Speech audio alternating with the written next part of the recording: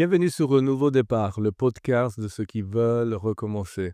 Je suis super heureux de te retrouver ici en ligne pour ce nouveau épisode d'Inspiration biblique. Comme à chaque épisode, je te parle d'un personnage biblique qui a vécu quelque chose de compliqué, comme parfois ça arrive dans le quotidien. Et ensuite, il y a une rencontre avec Dieu, avec Jésus, qui a permis un nouveau départ.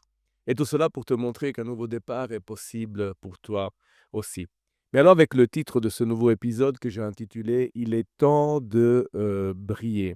Alors, Dieu a mis en toi des capacités intellectuelles, manuelles, émotives, spirituelles, et tout cela pour te permettre de briller. Heu, Comme moi, tu sais, tu suis l'actualité sur les réseaux, tu vois qu'il y a des guerres, un peu partout dans le monde, des bombes tombent, il y a une hausse des prix de l'énergie, des carburants. Notre société est vraiment dans les ténèbres. Il y a beaucoup d'angoisse, il y a beaucoup de stress, de peur autour de nous, et c'est là que Dieu nous appelle à briller pour pouvoir soutenir nos familles, nos enfants, soutenir les personnes qui sont, autour de nous. Jésus, à ce propos, dira en Matthieu 5, versets 15 et 16: «On n'allume pas non plus une lampe pour la mettre sous un seau, mais on la met sous un support afin qu'il puisse éclairer tout ce qui est dans la maison. Que de la même manière, votre lumière brille devant les hommes qui voient votre belle manière d'agir.» Et Jésus nous parle d'une manière claire. Il nous dit: «J'ai mis quelque chose en toi afin que tu puisses briller, éclairer, la maison, l'endroit, là où tu es, la société où tu te trouves, le pays où tu te trouves, que ce soit en Europe, que ce soit en Afrique, partout où tu te trouves, tu es appelé à briller, afin que les autres puissent voir cette belle manière d'agir devant les, ténèbres.» Peut-être, tu ne crois pas en toi, parce que jamais personne t'a donné du crédit. Depuis que tu es petit, on te dit: «Tu n'y arriveras pas, tu es pas capable.» Mais j'aimerais te dire aujourd'hui avec, fermeté et assurance: c'est un mensonge. Peut-être, toi non plus tu crois en toi, parce que tu ne te sens pas capable de briller. J'aimerais te dire encore une fois, c'est un mensonge de l'ennemi, afin que tu puisses te taire, afin que tu puisses t'éteindre petit à petit. Alors aujourd'hui, je te montrerai comment briller à travers l'histoire de la reine Esther, et nous découvrirons qu'il y a un projet de Dieu qui progresse étape après étape, un projet de Dieu qui est là pour s'accomplir dans ta vie et aussi dans la mienne. Alors, juste pour te donner le contexte de cette histoire, de ce podcast, nous sommes à l'époque du roi perse Assuérus. Tu peux lire tout cela dans le livre d'Esther, dans ta Bible. Les faits se déroulent dans la capitale à Suse, capitale du royaume perse. Alors, qu'est-ce qui se passe? Il y a à un moment donné, le premier ministre Aman, collaborateur du roi, il est fâché, en colère contre les Israélites. Pourquoi? Parce qu'un certain Mardoché, un homme du peuple israélite, un hébreu, ne se prosternait pas devant lui quand il passait. Et alors tout cela engendre en lui une colère. Son orgueil le pousse à parler avec le roi et à dire: «Au milieu de ton peuple, il y a un peuple qui est mis à part, qui a un autre Dieu, qui a des autres lois, qui ne se prosterne pas devant nous. Il faut les tuer.» Et c'est là qu'en Esther 3, 14, un décret est mis noir sur blanc. Le 13e jour du 12e mois, le mois d'Adar, il fallait exterminer, massacrer, supprimer, piller tous les biens des Hébreux. Horrible, quelque chose de horrible, un génocide. Et alors là, on pourrait se dire: «Mais Dieu, tu es où? Tu es où dans cette situation de ténèbres, de difficultés pour ton peuple?» Mais Dieu avait déjà pourvu, et il y avait un projet divin. Esther devait rentrer dans ce projet et libérer son peuple. Même s'il n'avait pas le profil, même s'il pensait de ne pas être capable, était là pour influencer le roi et changer les choses. D'ailleurs, c'est intéressant parce que Esther, ça veut dire étoile. Et l'étoile, comme tu sais, sont dans le ciel. Il brille dans les ténèbres. Il brille là où il y a le noir. Les ténèbres dans la Bible, c'est l'image des difficultés, des situations compliquées du péché. Au milieu de ce péché, il y a une étoile qui doit briller. Première chose que j'aimerais te dire, tout le monde a droit à sa chance. Alors Esther vivait dans la capitale, et pour elle, il y a possibilité de vivre une nouvelle étape de sa vie. Même si Esther n'a pas le profil royal, même si elle n'a pas... En fait, Esther était simplement la fille d'un couple d'esclaves qui avait été déportés. Esther, ensuite deviendra même orpheline parce que ses parents meurent. La Bible ne nous dit pas comment, mais on sait que son cousin Mardochée, ce fameux hébreu qui ne se prosternait pas devant Aman, l'avait adoptée, s'était occupé d'elle. Donc elle n'avait pas un profil spécial, était une pauvre orpheline. Peut-être jamais personne n'avait misé sur elle.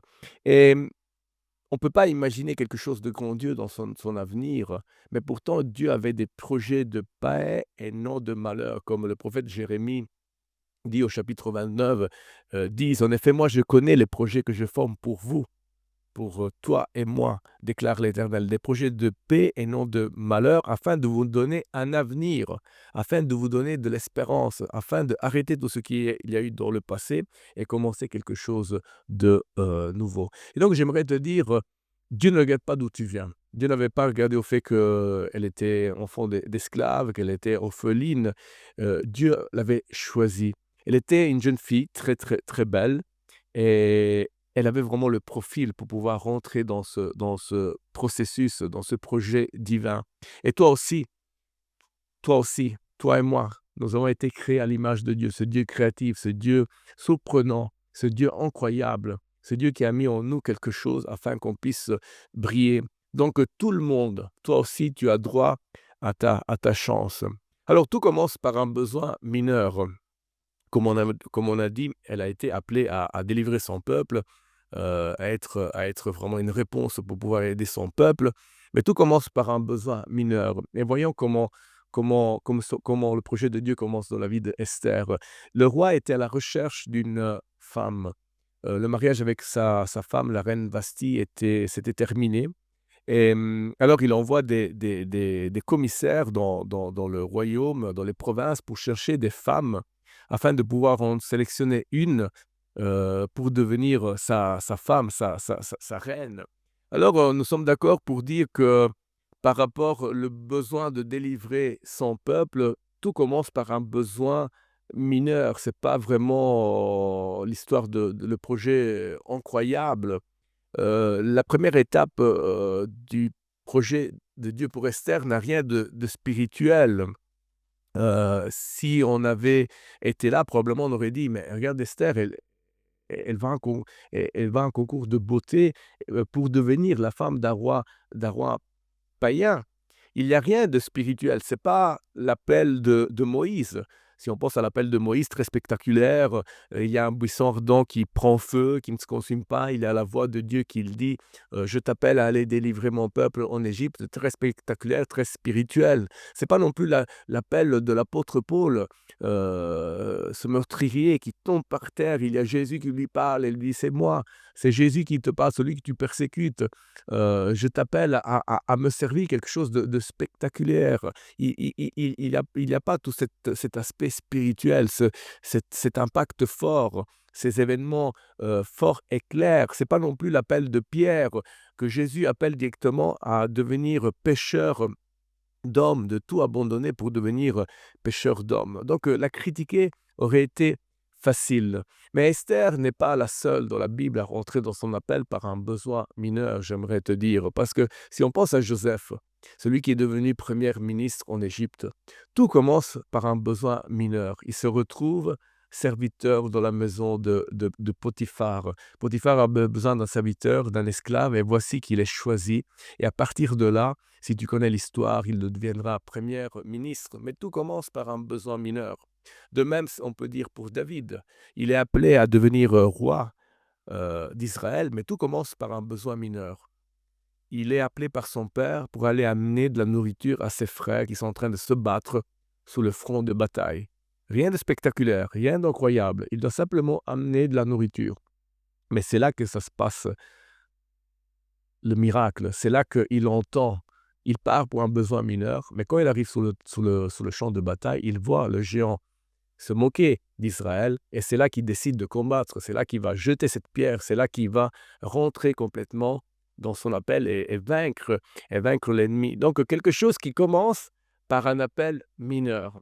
Alors j'aimerais te dire, tout commence par un appel mineur. Engage-toi dans les petites choses. Engage-toi déjà pour être présent à toutes les réunions à l'église. Ça va te faire du bien, ça va t'encourager, ça va encourager aussi ton église, ton pasteur qui pourra voir en toi tes capacités et ton appel. Commence avec des humbles tâches dans l'église, comme le nettoyage. J'ai commencé par là, l'entretien du bâtiment, je l'ai fait, le parking, des services que peuvent sembler mineurs, plus humbles, mais tellement importants pour le fonctionnement de l'Église. Et c'est à partir de là que, étape après étape, en te voyant fidèle dans les petites choses, Dieu te confiera des choses plus grandes.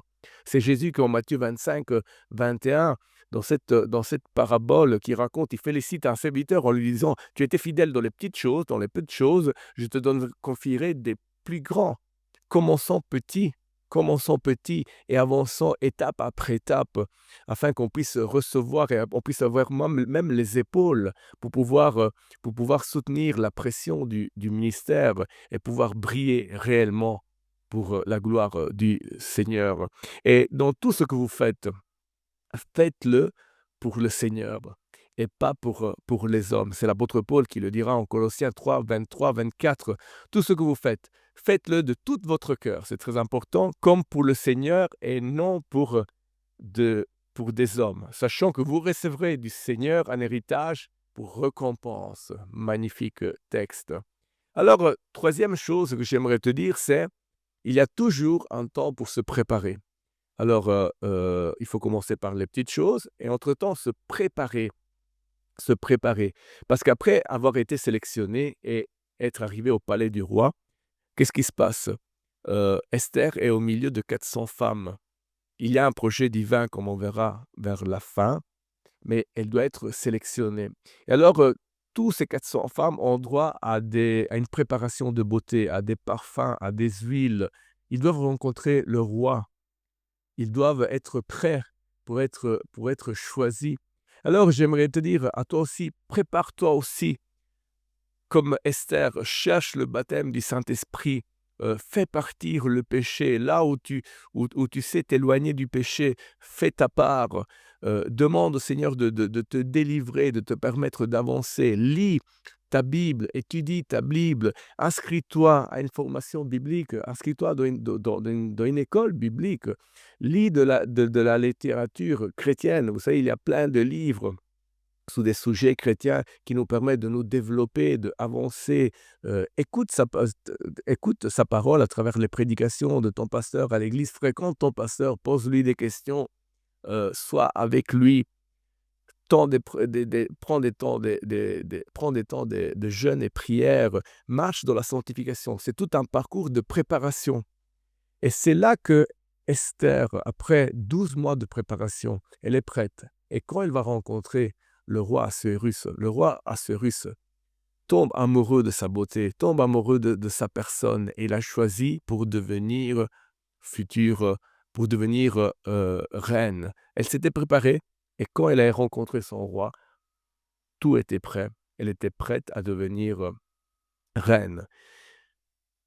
Quatrième chose que j'aimerais te dire, saisis le temps du Seigneur. Une fois que tu t'es préparé, une fois que tu as commencé dans les petites choses, Dieu te confie des choses plus grandes. Quand ça arrive le moment, saisis le temps du Seigneur. Parce que le décret de Haman, cette persécution du peuple juif, était déjà parti. Il y avait 11 mois de temps pour essayer de faire quelque chose. Alors Mardochée, le cousin de Esther, envoie une copie du décret à la reine. La reine Esther, elle ne savait pas, elle connaissait pas ce décret. Mais Mardochée, il lui envoie afin qu'il puisse se positionner. Mardochée va lui donner même un ordre en disant: «Présente-toi devant le roi, ton mari, essaye de trouver une solution, parle-lui, dis-lui de faire quelque chose». Et vous savez quoi? La première réponse de Esther, c'était: «Non, je ne peux pas le faire. Ça fait 30 jours que je ne vois pas le roi». C'était une époque bien sûr différente.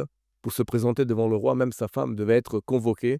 Elle dit: «Si je me présente devant mon mari sans avoir été convoquée, je risque même de mourir». Et c'est là que Mardochée va donner une phrase, une parole qui crée un électrochoc en Esther. En Esther 4, au chapitre 4, verset 14, on peut lire que Mardochée passe,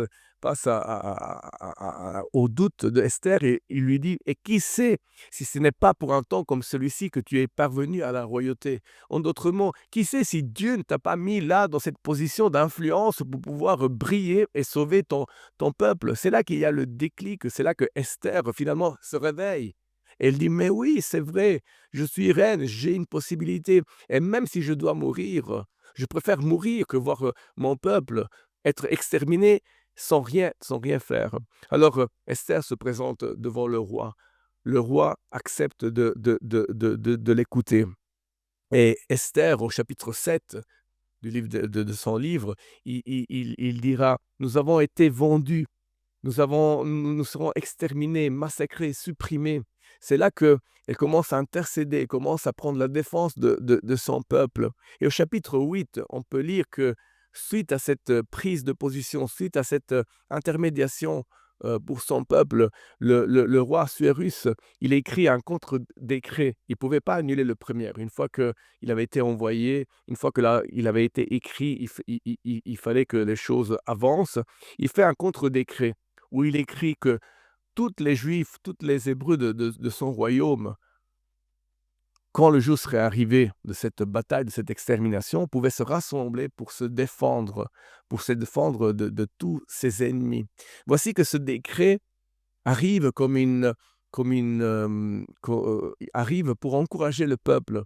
Ça a l'air de rien, mais ce décret donne la force au peuple de se lever, de se défendre. Et tout cela grâce à l'intervention de la reine Esther, cette orpheline qui n'avait rien de spécial, qui avait grandi dans un milieu où elle était seule, elle était avec son cousin, mais pourtant Dieu l'avait choisie pour la placer là et influencer le roi. En conclusion, nous pouvons dire que malgré l'arrière-plan de Esther, malgré ses difficultés, quand c'était le moment de le faire, elle était prête et Esther a commencé à briller dans les ténèbres et Esther a été une solution pour son peuple. Aujourd'hui, vraiment, je t'invite à briller pour cette société. Cette société où il y a plein de guerres, où il y a des bombes qui tombent partout, où il y a de l'insécurité, où il y a du stress, de la dépression, du burn-out. Tu es appelé à briller et à soutenir ton prochain. Crois-le, Dieu a mis en toi quelque chose pour pouvoir partager simplement avec les personnes qui sont autour de toi son amour. Donc, nous voici à la fin de cet épisode. Ça a été encourageant, ça a été fort et passionnant comme à chaque épisode. Et j'ai vécu tout cela. C'est quelque chose que je vis à chaque instant. Je veux briller pour mon Seigneur. Et donc, si le contenu de ce podcast t'a encouragé, n'hésite pas à les partager, liker, laisse-nous un commentaire. Et j'aimerais te dire, mets un point final à ton passé et vis un nouveau départ.